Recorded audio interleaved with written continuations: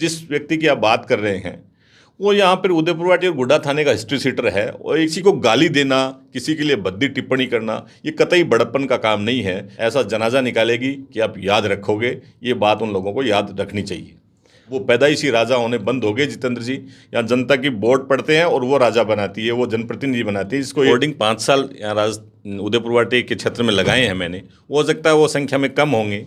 समझता हूँ आदमी अपना धर्म बदल सकता है, जाति नहीं बदल सकता। तो चाहे परिस्थितियां कैसी भी रही हो, कई बार सरकार गिराने के भी प्रयास हुए।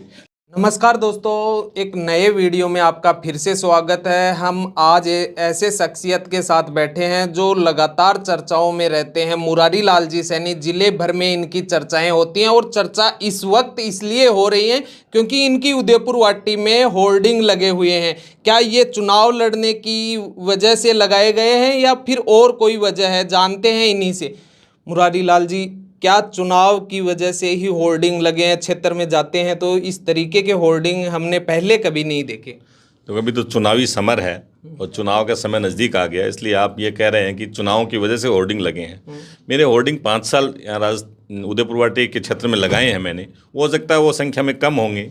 अभी राजस्थान के मुख्यमंत्री जी की जो कल्याणकारी और शानदार योजनाएँ थी, गाँव और गरीब तक, ढाणी तक, आखिरी व्यक्ति तक पहुंचने की जो उनकी मुहिम है, क्योंकि राजस्थान के मुख्यमंत्री जी महात्मा गांधी को फॉलो करते हैं और महात्मा गांधी ये कहते थे कि जो सबसे आखिरी पंक्ति में बैठा व्यक्ति है उस तक आपकी सोच और आपकी सोच का परिणाम पहुंच जाए तो आप ये मानना कि सोच सार्थक है। इसी तर्ज पे मुख्यमंत्री जी ने जो योजनाएं चलाई, महंगाई राहत कैंप लगवाए और अब जो महिलाओं को और बहनों को जो मोबाइल वितरण का काम चल रहा है, वो एक गरीब तक और एक उस वर्ग तक पहुंचने की पहल है जिसमें अब तक कोई सरकार पहुंच नहीं पाई और कोई सरकार ने इतना अच्छा काम नहीं किया। उसके संदर्भ में जो होर्डिंग आप देख रहे हैं वो लगाए हैं। और रही बात चुनाव की, तो चुनाव तो हर नेता, मैं छात्र जीवन से राजनीति में हूँ, हर नेता जो राजनीति में है वो चुनाव लड़ना ही चाहता है। पार्टी जहाँ से मौका देगी मैं चुनाव लड़ूंगा और मैं कांग्रेस का एक सिपाही हूँ जो 20 साल से मैं कांग्रेस की और जनता की सेवा में। कांग्रेस में लंबे समय से आप कार्य कर रहे हैं। पिछले दिनों आपने एक महासभा का भी आयोजन किया था, जिले भर से लोग आए थे। क्या उसी शक्ति प्रदर्शन को देखते हुए कांग्रेस पार्टी इस बार टिकट देने की संभावनाएं जताई रही है उदयपुर वाटी से? देखिए, वो तो क्योंकि मैं जिस समाज से हूँ उस समाज का भी मेरे पर कर्ज है।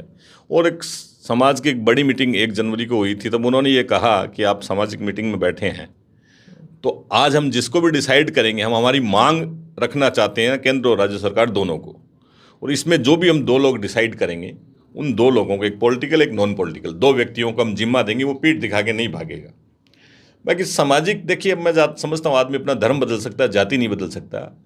तो मेरे को भी उन लोगों ने उस जिम्मा दिया और वो जिम्मा मैंने बखूबी पूरा किया, क्योंकि इंटेलिजेंस की भी रिपोर्ट्स थी कि 65-70 हज़ार लोग थे। हम 1 लाख से अधिक संख्या में वहाँ इकट्ठे हुए और अपनी मांग केंद्र और राज्य सरकार दोनों को रखी कि हमको राजनीतिक भागीदारी चाहिए। ये समाज के बड़े बड़े नेता भी उस मंच पे थे, मुख्यमंत्री जी का भी मैसेज था।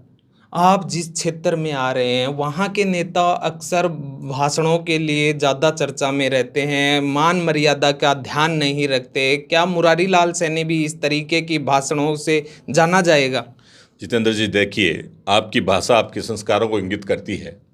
किसी बड़े के लिए या किसी छोटे के लिए या सबके लिए ही जो आप अपने मुंह से बोलते हैं वो आपकी परवरिश को इंगित करते हैं। आपकी परवरिश का ध्यान आकर्षण लोगों के ऊपर अपने आप हो जाता है। किसी को गाली देना, किसी के लिए भद्दी टिप्पणी करना, ये कतई बड़प्पन का काम नहीं है। मैं ऐसी भाषा का प्रयोग मैंने कभी नहीं किया है। इस तरह की भाषा का मैं मानता हूँ किसी जनप्रतिनिधि को तो प्रयोग करना इस तरह की भाषाओं को जब उनका परिवार, उनके बच्चे, उनके घर के लोग, अगर वो ज़्यादा दूर वो देखते होंगे तो कितनी शर्मिंदगी फील होती होगी। और इस तरह की भाषाएं बोलना, तो देखो, जिस व्यक्ति की आप बात कर रहे हैं वो यहाँ पर उदयपुर वाटी और गुड्डा थाने का हिस्ट्री सीटर है। और एक ये आप कहते हैं कि बाई लक मान लीजिए या हार्ड लक मान लीजिए, कोई जनप्रतिनिधि बन जाता है तो अपनी औकात भूल जाता है और वो इस बात को भूल जाता है कि मैं जनप्रतिनिधि जनता के वोट से बना हूँ।